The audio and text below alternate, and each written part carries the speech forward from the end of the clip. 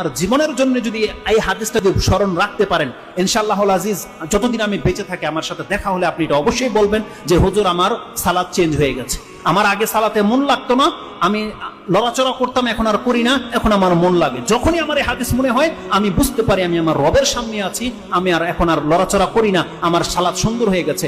যে কোনো ব্যক্তি সালাতকে সুন্দর করতে চান তাহলে তাকে এই হাদিসটা মুখস্থ রাখতে হবে।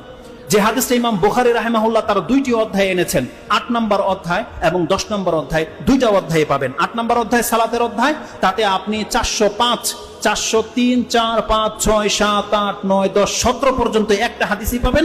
এবং আপনি সেটা 10 নম্বর অধ্যায় কিতাবুল আযানের মধ্যে পাবেন, হাদিস হচ্ছে 753। এবং ইমাম মুসলিম রাহিমাহুল্লাহ তিনিও তার কিতাবুল মসজিদ 5 নম্বর অধ্যায়ে উল্লেখ করেছেন 1110, মানে 1110 নম্বর এই হাদিসটা পাবেন।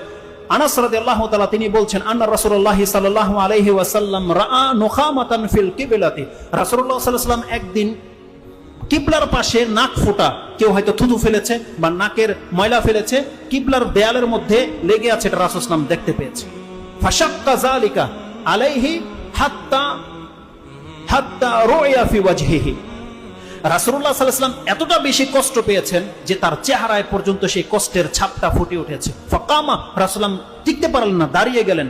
ফাহাক্কাহু বিয়াদিহি, নিজের হাতে সেই কাশফোঁটা পরিষ্কার করেছে রাসূলুল্লাহ সাল্লাল্লাহু আলাইহি ওয়াসাল্লাম। মসজিদ এমন একটা জায়গা, আপনার মতো টাইলসের মসজিদ রাসূল সাল্লাল্লাহু আলাইহি ওয়াসাল্লামের ছিল না, খেজুর পাতার ছিল, কিন্তু কিবলার সামনে মসজিদের খেজুর পাতার মধ্যে নাক ফোঁটা পড়ে আছে। মুহাম্মদুর রাসূলুল্লাহ সাল্লাল্লাহু আলাইহি ওয়াসাল্লাম তার বরকতের হাত দিয়ে নিজের হাতে সেই ময়লা পরিষ্কার করছে, কারণ সে জানে আল্লাহর সন্তুষ্টি অসন্তুষ্টি কিসে রয়েছে, সে জানে। কারণ রাসূল সাল্লাল্লাহু আলাইহি ওয়াসাল্লাম বলছেন, আমার সামনে সৎ কাজগুলো এবং পাপ কাজগুলো খুলে দেওয়া হয়েছে, আমি দেখতে পেলাম সেখানে সৎ কাজের মধ্যে এটাও লেখা আছে যে মসজিদ থেকে একটা কষ্টদায়ক বস্তু ফেলে দেওয়া, এটা সৎ কাজের লিস্টের মধ্যে আল্লাহ লিখে দিয়েছে।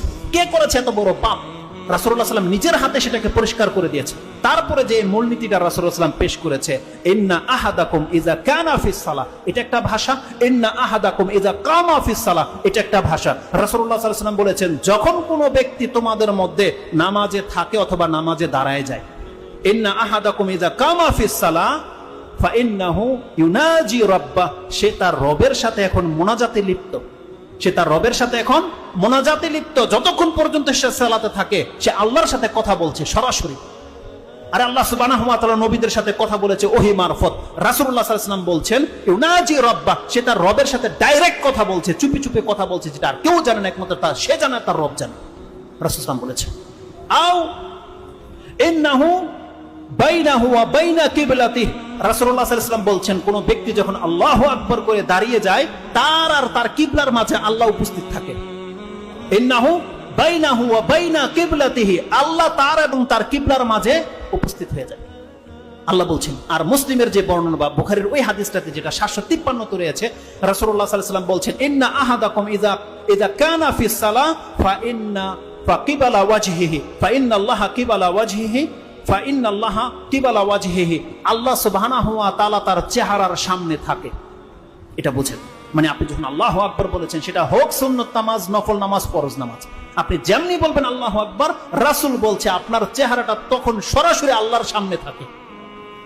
কোন মালিকের সামনে যদি কোনো ব্যক্তি, কোন মালিক যদি দাঁড়িয়ে থাকে, তার গোলামকে টেরবেটার করতে পারে?